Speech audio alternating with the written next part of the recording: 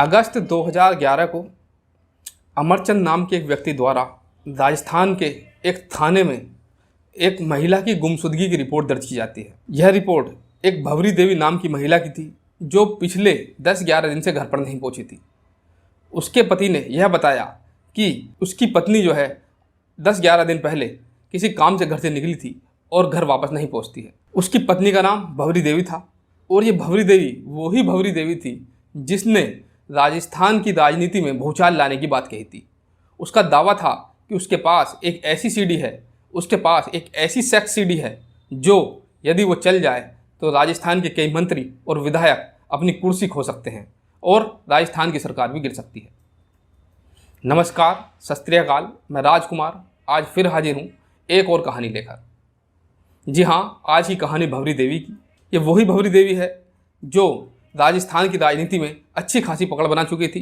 वो मूलतः राजस्थान के पैनन कस्बे की रहने वाली थी और उसका जो संबंध था राजस्थान की नट बिरादरी से था। वो राजस्थान की फिल्मों में मॉडलिंग और लोक गायन का भी शौक़ रखती थी। इसीलिए वो ज़्यादातर समय अपना जब भी उसे समय मिलता था वो मॉडलिंग लोक गायिका के रूप में स्टेज नृत्यों में परफॉर्मेंस करती थी। इसके साथ साथ वो एक सरकारी अस्पताल में एक एएनएम यानी कि नर्स भी थी, परंतु नर्स की ड्यूटी जो है वो बहुत कम किया करती थी, जिससे वहाँ के लोग जो थे, जो उस अस्पताल में आने वाले मरीज़ थे, वो उससे परेशान थे क्योंकि वो ले दे करके हॉस्पिटल में अकेली नर्स थी। इसीलिए इससे परेशान होकर के जो मरीज़ थे उन्होंने उसके खिलाफ एक लिखित एप्लीकेशन जो कलेक्टर था वहाँ का, जो डीएम था, उसको दी थी। डीएम ने पूरी स्थिति को देखते हुए भवरी देवी को सस्पेंड कर दिया था, एएनएम के पद से हटा दिया था। भवरी देवी को जब ये नोटिस मिलता है तो उसने उसके जो संबंध थे राजनीति में थोड़े बहुत ज़रूर संबंध थे क्योंकि वो फिल्मों और लोक गायन स्टेज पर काम करती थी, तो राजनीतिक लोग उससे मिलते रहते थे।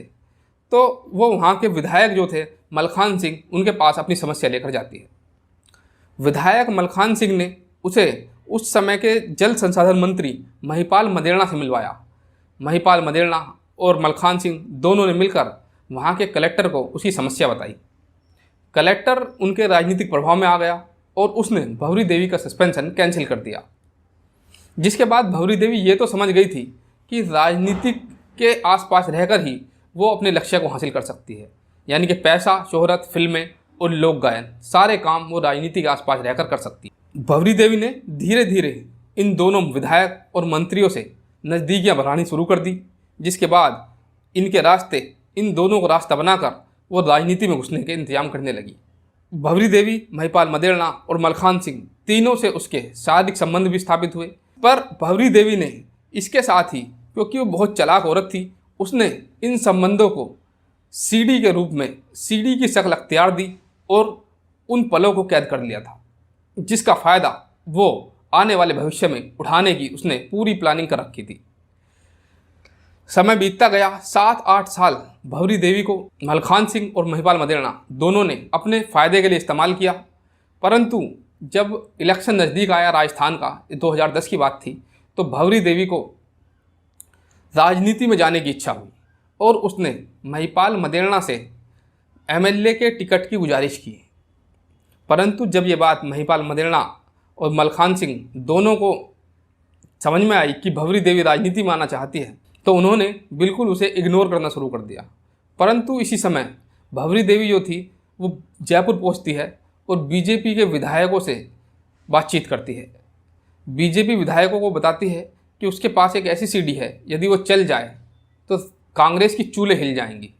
बीजेपी विधायकों ने यह बात कैच कर ली क्योंकि राजनीति में तो इस तरह की बातें आम होती हैं। सरकार गिराने के लिए कोई भी विधायक, कोई भी पार्टी किसी भी स्तर पर चली जाती है और ये बात धीरे धीरे मीडिया में भी लीक हो गई। जब ये बात मलखान सिंह और महिपाल मदेरणा को पता चली तो उन्होंने भवरी देवी को रोकने के लिए, भवरी देवी को बहलाने के लिए उससे बातचीत शुरू करी और उसे टिकट तो ना देकर पर उसे उस सीडी के एवज में 60 लाख रुपए देने का वादा किया। भवरी देवी उनकी बातों में आ गई। महिपाल मदेरणा ने अपने एक व्यक्ति से उसे फ़ोन करवाया और फ़ोन करवाकर उसको 60 लाख रुपए देने के लिए बोला।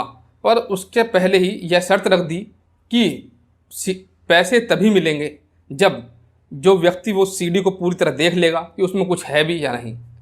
भंवरी देवी उनकी ये बात मान गई और उस सीडी को लेकर के 1 अगस्त को घर से निकलती है।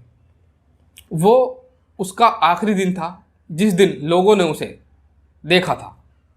इसके बाद भंवरी देवी कहाँ गायब हुई, कैसे गायब हुई, किसी को पता नहीं चला। उसके पति के द्वारा FIR दर्ज की गई। पुलिस ने इस मामले में छानबीन शुरू की। उसके पति ने महिपाल मदेरणा और मलखान सिंह पर अपनी पत्नी की हत्या करने का आरोप लगाया। मामला बहुत गंभीर था। पुलिस भी फूंक फूंक कर कदम रख रही थी। अशोक गहलोत खुद इस केस की निगरानी रख रहे थे क्योंकि वो उस समय के तत्कालीन मुख्यमंत्री थे और महिपाल मदेरणा जो उनकी कैबिनेट के मंत्री थे। महिपाल मदेरणा और अशोक गहलोत की भी कहीं ना कहीं खटपट रहती थी। इसीलिए अशोक गहलोत ने इस मामले को CBI के हाथों सौंप दिया।